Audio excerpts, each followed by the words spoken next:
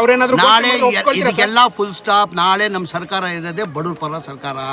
नाले निम्गे 11-12 घंटे के वल्ले सूचित जमीर अहमद खान ने वहाँ का मुआयना भी किया, मौके पर पहुंचे। जिस तरह से जमीर अहमद खान वहाँ इंटर हुए, वहाँ के लोगों ने एक खुशी का जो इजहार किया, एक जश्न का माहौल वहाँ देखने को मिला, क्योंकि जमीर अहमद खान आ रहे हैं तो लोगों को ये भरोसा है कि कुछ न कुछ उन्हें इंसाफ जरूर मिलेगा।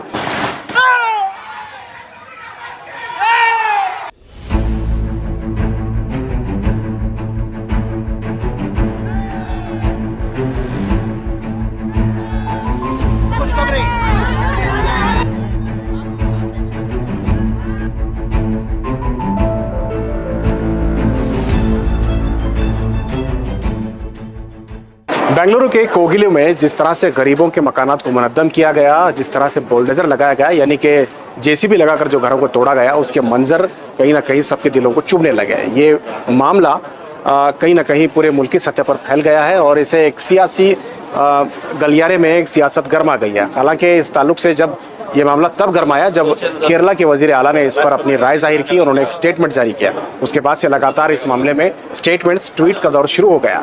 इस ताल्लुक से जो जानकारी मिल रही है उसमें अब तक तकरीबन जो मकानात गिराए गए हैं उसकी वजह यह है कि वो अनऑथराइज्ड थे, यानी इलीगल ऑक्यूपेंसी थी। उनका कहना है कि एक गार्बेज के लिए यानी सॉलिड मैनेजमेंट के लिए हुकूमत ने ये ज़मीन अलॉट की थी, जिसमें गैर कानूनी तौर पर कुछ लोग रह रहे थे। ये भी बताया जा रहा है कि इसमें कुछ वक्त के लिए, कुछ मियाद के लिए उन्हें हक पत्रा यानी रहने की इजाज़त दी गई थी।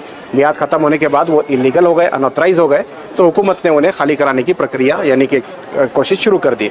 इस ताल्लुक से हुकूमत का कहना है कि नोटिस दी गई थी, लेकिन वहाँ के लोगों का कहना है कि बगैर बताए सुबह सवेरे उन्होंने बुलडोजर लगाया, यानी कि मकानात को खाली किया, जिससे बच्चे और बड़े सब मुतासिर हुए। ठंड का मौसम है, ठंड में लोग बेघर हो गए।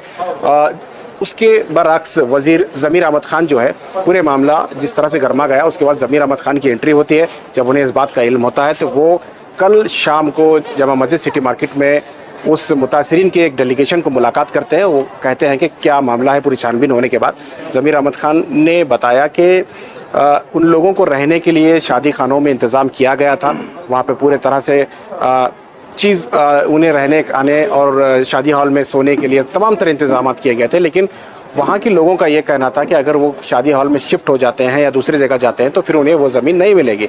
तो उनका मुतालबा है कि उन्हें वो ज़मीन वापस दी जाए। तो कुल मिला के इस मामले को लेकर वज़ीर ज़मीर अहमद खान ने उनसे बात की तो पता चला कि उन्हें जिस वक्ती जो हक पत्रा दिया गया था उसकी तफ्तीश करेंगे और तमाम दस्तावेज़ात लेके वज़ीर आला से मुलाकात करेंगे।